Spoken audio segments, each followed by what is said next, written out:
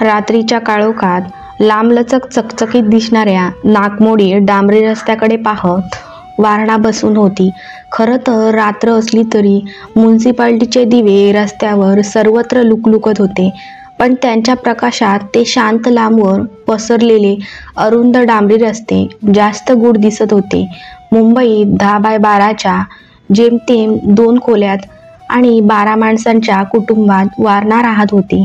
आई वडील, आजी आजोबा, काका काकू, त्यांची 3 मुलं आणि एक लग्न न झालेली आत्या आणि तिच्याहून लहान एक काका. त्यातच आता वारणाला नवीन भावंड येऊन घातलं होतं. दिवसभर 2 खोल्यांच्या आणि एवढ्या माणसांच्या गराड्यात वारणा गुदमरून जाई.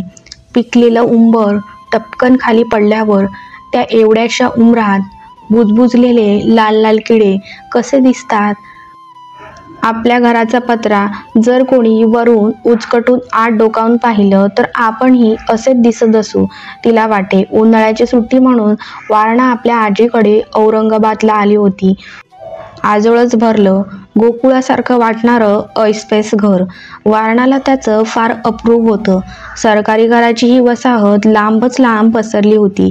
प्रत्येकाच्या हुद्द्याप्रमाणे घराची टाईप्स होती, ABCD, आणि त्यानुसार रचना होती. वारणाच्या आजोबांचं घर D टाईप्समध्ये होते. त्याला दोन्ही बाजूनी दारं आणि दोन्ही बाजूनी अंगण होतं. पुढचं मोठं अंगण मुलांना खेळण्यासाठी. त्यांच्या समोर काळे डांबरी रस्ते होते, जिथून उपनगरामधून बाहेर रोडपर्यंत किरकोळ वाहतूक चालत असे. आजूबाजूच्या प्रत्येक घरापुढे असंच अंगण. तिथून पायऱ्या चढून वर आलं की मग ओसरी, मग हॉल. आतल्या बाजूला पूर्वेला स्वयंपाकघर, त्याच्या डाव्या बाजूला मोठ्या मामा मामींची खोली, पुढे धाकट्या मामा मामींची खोली, मग भला मोठा व्हरांडा आणि त्याच्या पुढे मागचं अंगण. त्याला आजी परसदार म्हणे. तिथे सीताफळं, शेवंगा, कडुनिंब यांची झाडं लावलेली. तिथंच आजीने लिपून ठेवलेली भली मोठी चुलही होती. रात्री जेवण झाल्यावर मामा मामी, आजी आजोबा सगळे गप्पा मारत असत. उन्हाळ्यात गरम होऊ लागलं की सगळे रहिवासी पुढल्या दाराच्या ओसरीवर झोपत. वारणाच्या घरचेही असं बाहेर झोपलं की रात्री वारणा हमखास जागी होई. दिवसा गाड्यांच्या आवाजाने गजबजणारे ते रस्ते रात्री असे शांत झालेले बघताना तिला खूपच गंमत वाटे. आजूबाजूच्या झाडांची, वर पाहिलेली ती लुकलुकणाऱ्या चांदण्यांची तिला गंमत वाटे. आजही ती नेहमीसारखी मध्यरात्री उठून बसली होती. आजूबाजूला सगळे गाढ झोपले होते. झाडांच्या सावल्यांचा विचित्र नाच आणि शांत झालेले रस्ते बघून गादीवर लवंडणार तेवढ्यात कुजबुजत्या स्वरात तिला एक हाक ऐकू आली. वारणा. वारणाने दचकून इकडे तिकडे पाहिले. सगळे गाढ झोपले होते. तिला वाटले भास झाला, पण तरी पण ती मनातून चांगलीच घाबरली. पटकन पांघरून डोक्यावर घेऊन शांत पडून राहिली. तितक्यात पुन्हा तो आवाज आला, वारणा. वारणाने आणखीनच घट्ट डोळे मिटून घेतले आणि आजीच्या कुशीत शिरून पांघरुणात घुसमटून जाईल एवढं स्वतःला लपेटून घेतलं. तरीही तिला सारखं वाटत होतं कोणीतरी खसकन तिचं पांघरून ओढेल. भीतीने हातपाय कापत असतानाच रात्री कधीतरी तिला झोप लागली. सकाळ झाली. कोवळी ऊन तोंडावर आल्यावर वारणाला जाग आली. तिच्या आजूबाजूचे सगळे उठून अंथरूण गोळा करून आत गेले होते. आळोखे पिळोखे देत वारणा उठली. आवरून मुलांमध्ये खेळायला पण गेली. रात्रीची गोष्ट मात्र बिचारी पूर्ण विसरून गेली. तिला आठवण झाली ते थेट रात्री आजीला ओठ्यावर अंथरूण घालताना बघून. तिच्या घशाला कोरड पडली. आजी, नको नको, बाहेर नको. का ग? मला भीती वाटते. काय मेलं भ्यायचं, आम्ही असतो ना सगळे भवतीनी. लई भित्री पोरगी आहे निमाची. झोप गपचीप. आत उकड्याने जीव जातो. कोण झोपणार तुझ्याबरोबर? एकटी झोपशील का आत? वारणाच्या डोळ्यापुढे भल्या मोठ्या घरात ती एकटी झोपली आहे असं दृश्य आलं आणि ती आणखीनच भ्यायली. नको नको, आत मी एकटी नाही झोपणार. मग झोप गप बाहेर, बघते मी कोण खातंय तुला, आजी पांघरून झटकत म्हणाली. तसंही गरीब मुलाशी हट्टाने लग्न केलं म्हणून तिला आपल्या थोरल्या लेकीचा जरा राग होता. तो कधी आपसुकच वारणावर निघत असे. नाईलाजाने वारणा अंथरुणावर पडली. कालच्यासारखं स्वतःला घट्ट पांघरुणात लपेटून घेतलं. दिवसभर खेळून दमल्यामुळे तिला लगेचच गाढ झोप लागली. एक प्रहर उलटून गेला आणि मध्यरात्रीच्या सुमारास तोच कुजबुजता स्वर आता जरा जवळूनच ऐकू आला. वारणा! आवाज आला तशी परत डोक्यावरून पांघरून घेऊन वारणा निश्चित पडून राहिली. तिच्या पोटात गुळा आला. वारणाच्या जीर्ण झालेल्या चादरीला एक छोटंसं छिद्र पडलं होतं. ते बरोबर तिच्या डोळ्यापाशी येत होतं. त्याच्यात बोटं घालून तिने ते आणखीनच मोठं केलं आणि बाहेर पाहू लागली. समोर रस्त्यावर दिव्याखाली कोणीतरी उभं होतं. पांढरे शुभ्र कपडे अंधारातही चमकत होते. त्या अंधारातही आणि पांघरुणातून दिसणाऱ्या एवढ्याच्या छिद्रातूनही तिला कळलं की ती व्यक्ती वारणाकडेच बघत होती आणि हातवारे करून तिला जवळ बोलावत होती. क्षणभरच नजरानजर झाली आणि मग एकाएकी वारणा उठली आणि थेट पांघरुणातून बाहेर पडली. समोर बघत भारावल्यासारखी चालायला लागली. समोरच्या व्यक्तीच्या चेहऱ्यावर आता हास्य होतं. पुढचं ग्राउंड संपत आलं. आता उडी मारून समोर ती जाणार. तेवढ्यात मागून तिला कोणीतरी धरलं. ती एकदम झटका लागल्यासारखी तिथेच थांबली. कुठं निघालीस रात्रीची? आजीच्या केकसण्याने वारणा भानावर आली आणि तिने समोर बोट दाखवलं. ते बोलवतायत. कोण बोलवतायत? कोणी बी नाही तिथं. चल. आजीने वारणाला आता घरात नेऊन झोपवलं आणि ती पण तिच्याजवळ झोपली. दुसऱ्या दिवसापासून आजीने आजोबांच्या मागे डुमणं लावलं. निमाच्या पोरीला घरला नेऊन सोडा. रातच्याला झोपेत चालायची सवय आहे तिला. आपल्या जीवाला गौर नको. बिचारी वारणा तिला काहीच आठवत नव्हतं. आपण केव्हा उठलो, केव्हा झोपेत चालायला लागलो. अजून तर 8 दिवस पण झाले नव्हते येऊन. तिला कितीतरी गोष्टी करायच्या राहिल्या होत्या. मन्या, चिमी सगळ्यांबरोबर खेळायचं राहिलं होतं. आता त्यांचे 2च पेपर राहिले होते शेवटचे.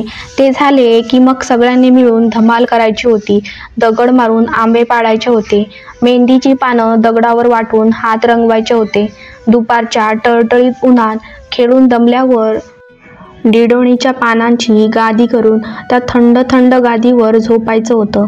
चटक्याच्या बिया घासून चटके द्यायचे होते. आजी आणि तिच्या सगळ्या मैत्रिणी शेवया वळायला येतील तेव्हा पाटावर बसून हाताने शेवया वळायच्या होत्या. कुरडईचा गरम गरम चीक दूध साखर टाकून खायचा होता. बापरे, हे सगळं टाकून त्या घरात जायचं? त्या वारणाला आपलं कोणवाड्यासारखं घर आठवलं आणि ती रडायला लागली. नको आजी, मला तिकडे पाठवू नको. मला अजून राहायचं आहे. गप तोडा. काल मला जाग आली म्हणून, नाहीतर गेली असतीस कुठंही. आणि निमाला मी काय उत्तर दिलं असतं? ते काही नाही. तू आपली जा घरला तुझ्या. लागलं तर मागणं ये परत आई बरोबर.